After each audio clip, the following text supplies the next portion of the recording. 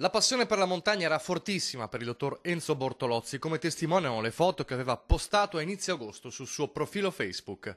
Lunghe camminate magari per andare a cercare funghi, come ieri, quando la tragedia si è consumata.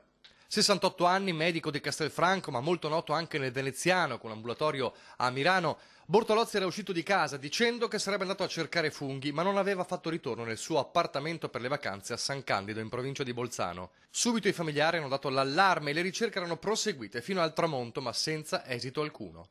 Stamane il drammatico epilogo. Gli uomini del soccorso alpino hanno trovato il corpo dell'uomo ai margini del bosco nella zona di Sesto Pusteria, poco distante un sentiero a quota 1600 metri.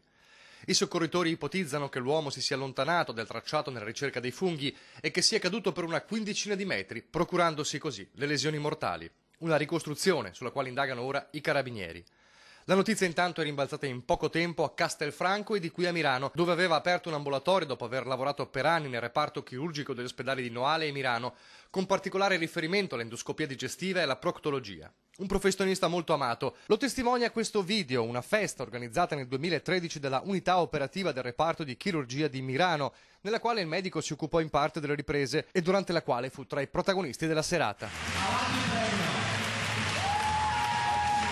Oggi il cordoglio ha riunito tutti, dai familiari agli amici, dai colleghi fino ai vertici dell'azienda sanitaria, senza dimenticare i tanti pazienti che lo ricordano come un medico preparato ed efficiente, sempre con il sorriso in volto.